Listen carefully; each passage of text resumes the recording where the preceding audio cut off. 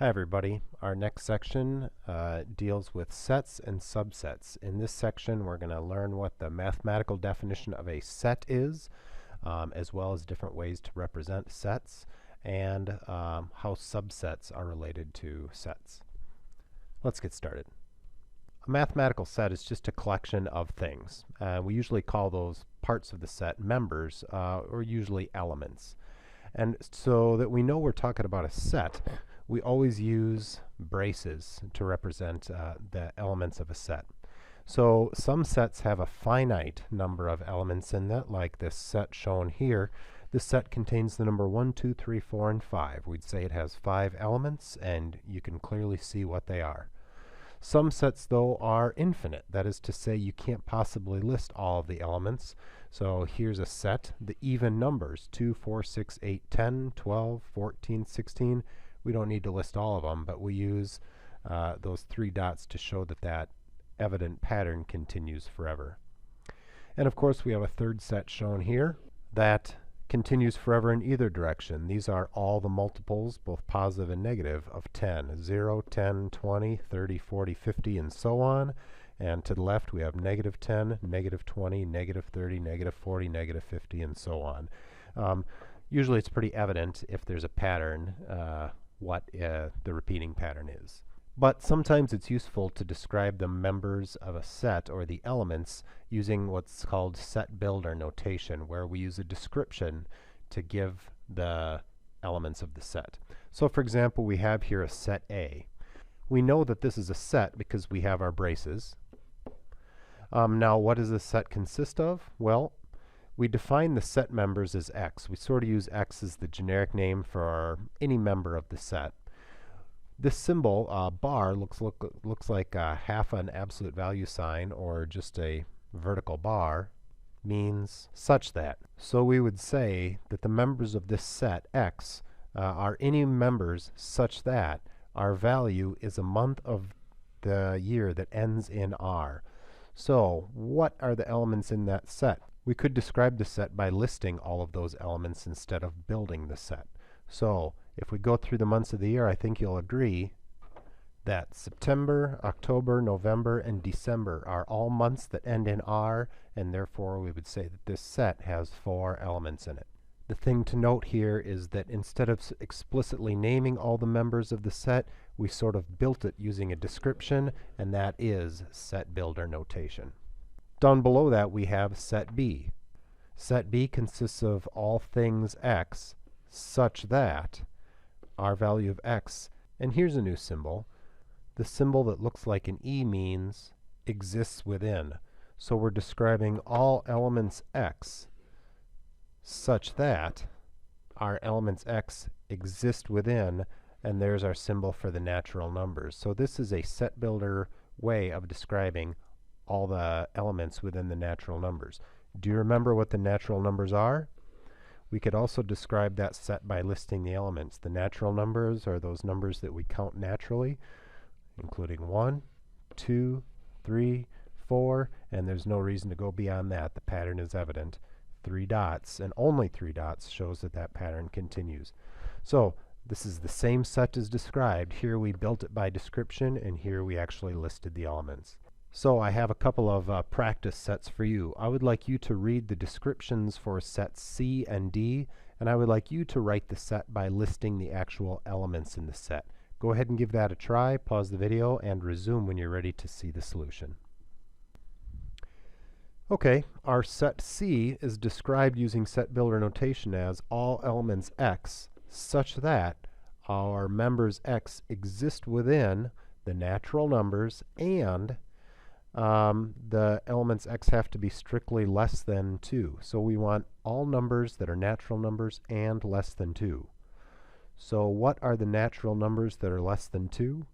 Well, if we start listing the natural numbers, we start with 1, of course, and anything beyond that is not smaller than 2. So we can stop right there, close off our set, and conclude that C consists of 1 element, and it is the number 1.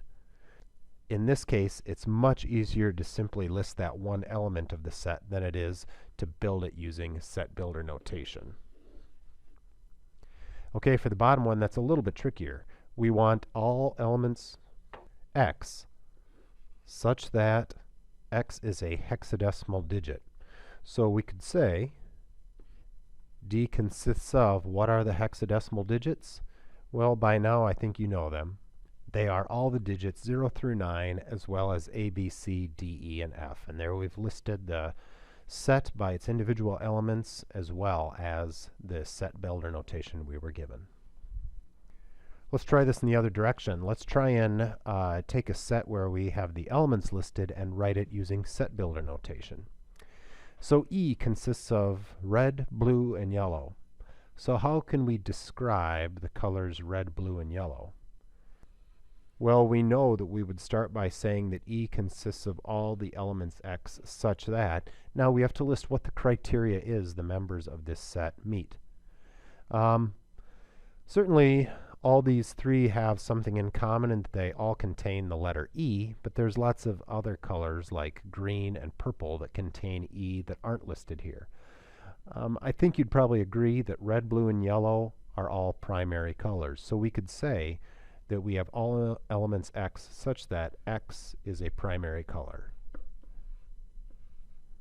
Our second set, F, is a little bit tricky. We have a bunch of fractions. Our first fraction is 1 over 1. Our second fraction is 1 over 2. Our third fraction is 1 over 3, 1 over 4. It's not too hard to know what the next few fractions would be. They'd be 1 over 5, 1 over 6, 1 over 7, and so on. So how would we describe that?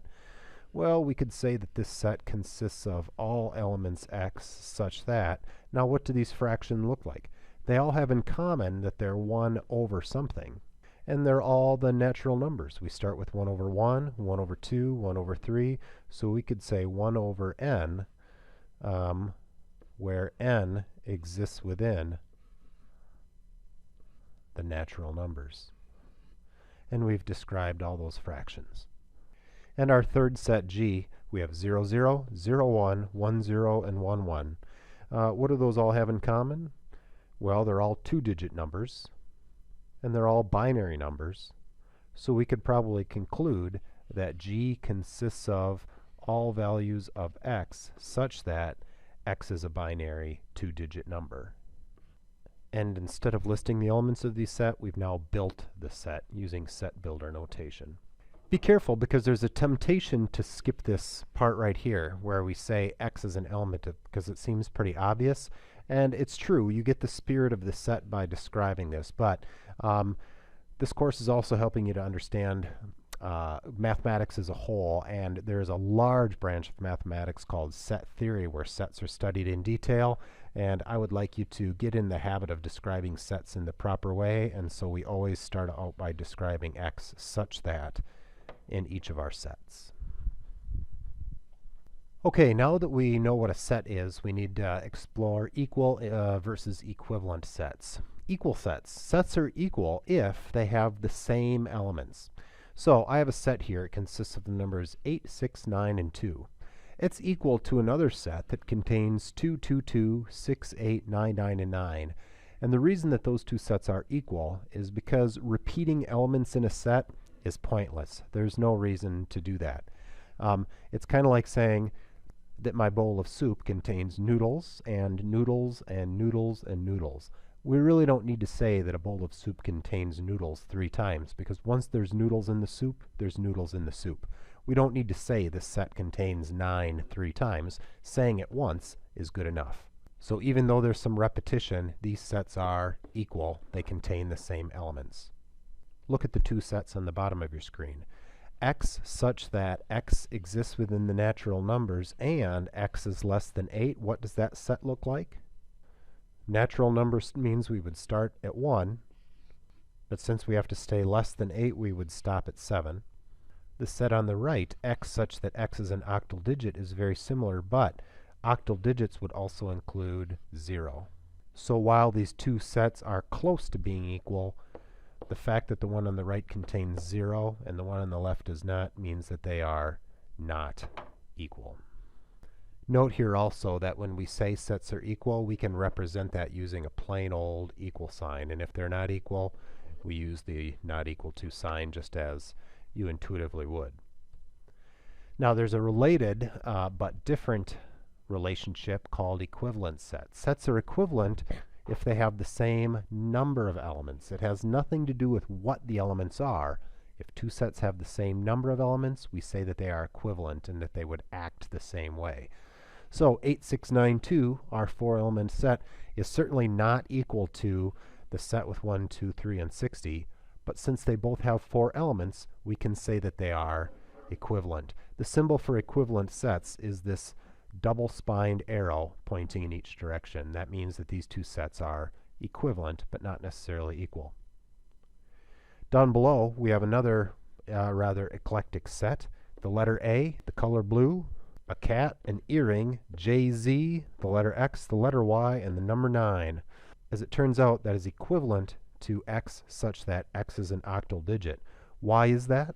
X such that X is an octal digit contains the digits 0 through 7. It happens to be 8 elements. And since our crazy set on the left also contains 8 elements, we would say that they are equivalent. Okay, here's 4 sets, and we would like to explore these 4 sets and determine any of them that are equal to each other, equivalent to each other, any of them that are both equivalent and equal, and any of them that are neither equivalent nor equal to each other. So first of all, let's look for any sets that are equal. Okay, let's focus on equal first. A, the United States, Liberia, and Myanmar. Clearly, there are no other sets here that describe the United States, Liberia, and Myanmar. So A is not equal to B, C, or D. B contains 21, 28, and 35. C has all values x such that x is a multiple of 7 between 20 and 40. Well, the multiples of 7 between 20 and 40 could be described as 21, 28, and 35. The next multiple of 7 would be beyond 40. So as it turns out, B and C are actually equal sets. But because B and C both contain 3 elements, they're not only equal, they're also equivalent. Now what about B and D? B contains 21, 28, and 35. D doesn't contain 21. Clearly B and D are not equal. They don't have the same elements. D contains 1, 2, 3, 4, 5 elements. B only contains 3. B is not equivalent or equal to D. The only 2 sets that are equal are B and C. But are there any other sets here that are equivalent? Equivalent means they have the same number of elements. A contains 1, 2, 3 elements. B contains 1, 2, 3 elements. C contains 1, 2, 3 elements. But D contains 5 elements. So we could also say that A is equivalent to B and that A is equivalent to C. But that's the end of the relationships we have here. Only B and C are equal, but B, C, and A are all equivalent to each other. D is neither equivalent nor equal to any of the others. Okay, now if we drop down inside a set, we can talk about subsets. A subset is a set within another set. So for example, if you were to list all the polygons that form a set, regular polygons, or those with equal sides and angles, are a subset of that. So we would say that these regular polygons are a subset of all polygons. We represent things as subsets by using this symbol that looks kind of like a C, and you can remember that because it means contained. So we say formally that A is a subset of B if every element of A is also a member of B. That is to say, anything in A is also part of the bigger set. We say it's a subset. Okay, here's a couple pairs of sets. We want to determine if A is contained within B, or if A is a subset of B, or if B is a subset of A, or maybe both, or maybe neither. Okay, so here we have A, which is 1, 3, 5, and 7. B is 5 and 7. Well, clearly B's elements 5 and 7 also belong within A. So we could say here that B is contained within or is a subset of A. But A contains a couple of elements here, 1 and 3, that do not belong to B. So we could not say that A is contained in B. That is not true. Okay, down below We have set C, x such that x exists within the natural numbers. We know that's the infinite set starting with 1, 2, 3, 4, and so on. D contains x such that x exists within Z, which is the integers. And so if we list those elements, it continues forever in each direction. From the negative numbers, we have -3, -2, and that continues on forever. So what's our relationship here? Clearly, all the elements of the natural numbers are within the integers. If we just start and move to the right, there they are. So we could say that C is contained within or is a subset of D, but D has a number of elements that are not contained within C, so we can't say the other direction is true. We simply say that C is a subset of D. Okay, here's a couple for you to practice. I'm giving you a couple pairs of sets A and B. Determine for each pair, is A contained B, is B contained in A? That is to say, is A a subset of B, is B a subset of A, or are they subsets of each other, or maybe neither is a subset of the other. Take a minute, determine those relations, and resume the video when you're ready to see the answer. Okay, first of all, A are all the numbers x such that x is an even prime number. Well, you got to think a little bit about this. The prime numbers are all the numbers that are not divisible by any number other than 1 or themselves, and that consists of numbers like 2, 3, 5, 7, 11, and so on. But 2 is the only even prime number. So if A describes even prime numbers, A will consist of only the number 2. Since A consists of the number 2 and B consists of the number 2, they are both contained within each other, and we can say A is a subset of B, B is a subset of A. And when they're both subsets of each other, you could conclude that those two sets are equal. And you may have concluded by now, but it's also true that if two sets are equal, then they have to be equivalent. Our second one, A, all elements x such that x is a prime number. Okay, that means this set consists of, again, numbers like 2, 3, 5, 7, 11, 13, and so on. Whereas B consists of 3, 6, 9. It appears that these are multiples of 3. So A is not contained in B because it contains some elements, like 5, that are not multiples of 3. Similarly, B is not contained in A because it has the number 6 in it, and 6 is not a prime number. So neither of these is contained in the other. And now we've seen cases where one set is contained in the other. We just saw a case where they are both contained in the other, and now we've seen a case where neither is contained in the other. All right, we have an important detail to work out here. There's a special set called the empty set. The empty set is a set that contains no elements. That is to say, it is, ta-da, empty. We represent the empty set as a set of braces with nothing inside, or you can use a circle with a line through it. But be careful here. What you don't want to do when you represent the empty set is use braces and put the empty set symbol inside of it. Otherwise, you're drawing a set that's not actually empty. There's something in there. It's like an empty trash can. If you throw anything in that trash can, it's no longer an empty can. So we use just a set of braces or the empty set symbol, but not both together.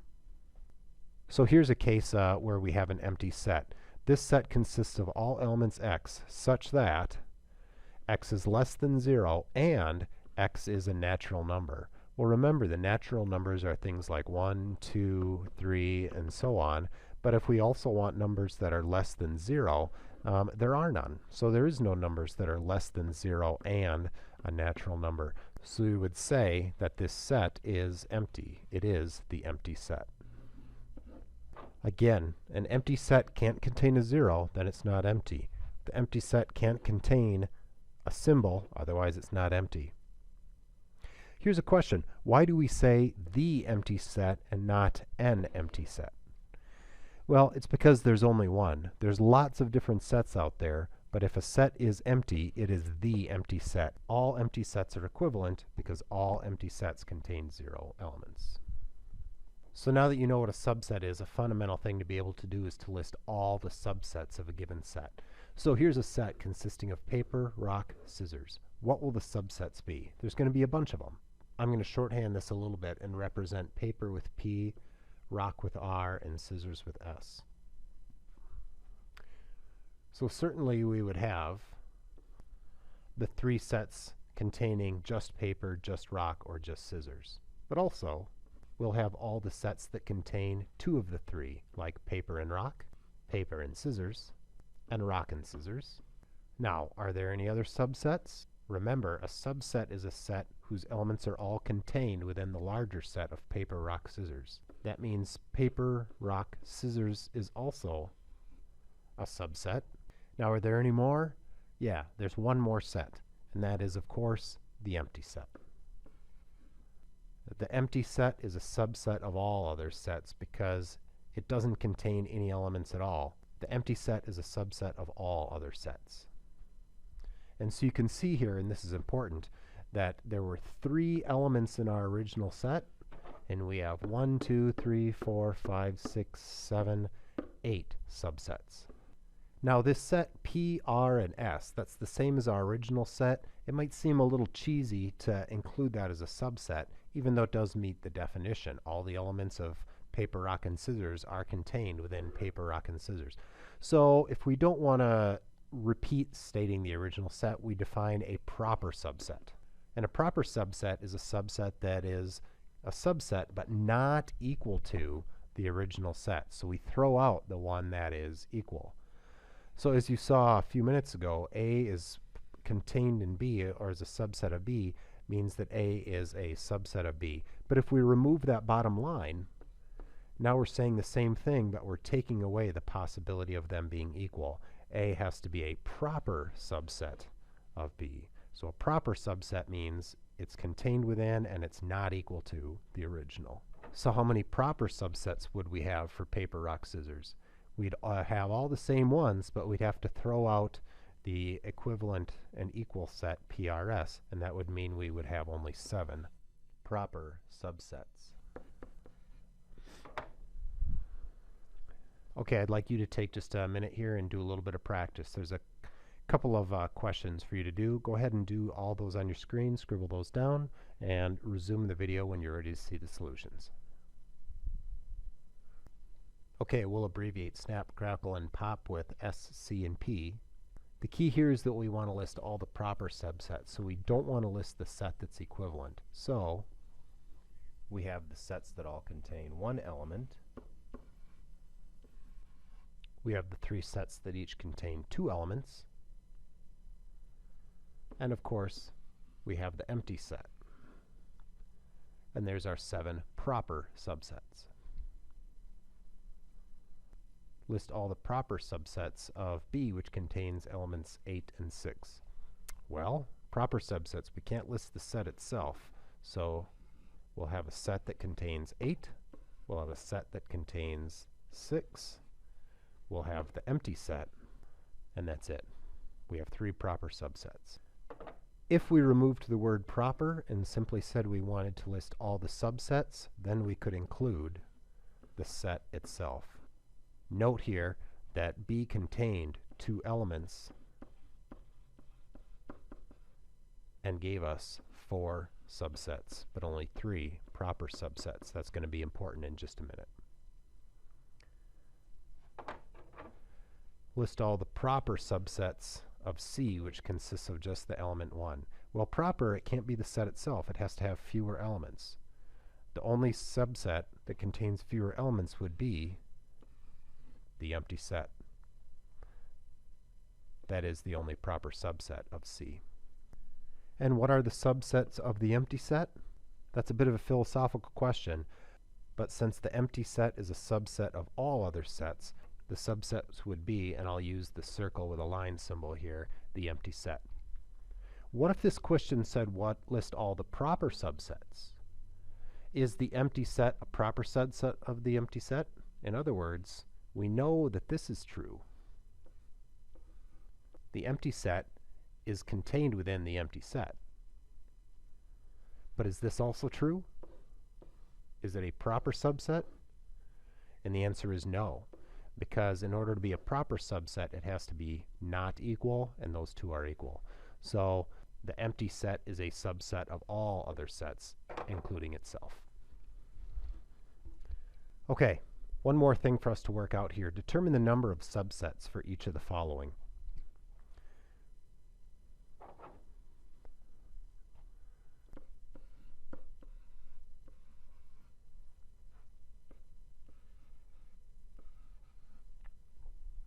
Okay, I trust you could do that, but I've listed all the subsets of A right here. The thing that I want you to note is that A contains 3 elements, and there are 8 subsets. The subsets of B are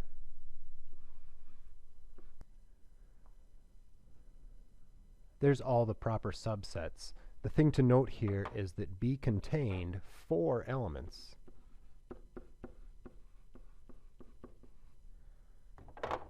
And if you count up all the subsets,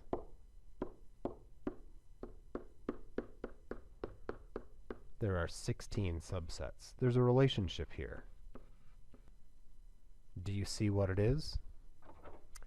Going back to our first set, there was 3 elements. If you take 2 to the 3rd power, you get 8, which is the number of subsets. In B, we had 4 elements. 2 to the 4th power gives us 16, which is the number of subsets. That's generally true. If a set contains n elements, that is to say a certain number, it will have 2 to the n subsets. And if we take away the set itself, it'll have 1 less than that, or 2 to the n minus 1, proper subsets. And so that brings us to our last question. I would like you to determine how many proper subsets will the set of all vowels A, E, I, O, and U have. Take a minute to do that. Resume when you're ready to see the answer. Okay, the thing to notice here is that there are 5 elements, and therefore the number of subsets will be 2 to the 5th power, or 32 subsets. Proper subsets, though, have to take away the set itself, and so the number of proper subsets would be 31 proper subsets. It would be a great exercise to list them all, but I'm not going to do that to you right now. There are some questions like that in your homework. That takes care of this section. You now know what a set is. You know how to represent sets using set builder notation. You know when sets are equal and when they're equivalent. You know what sets and proper subsets are. You're familiar with the empty set. That gets us ready for another topic, but we'll stop there right now. And as always, you'll have a Blackboard assignment corresponding to this. Go ahead and complete that when it's assigned.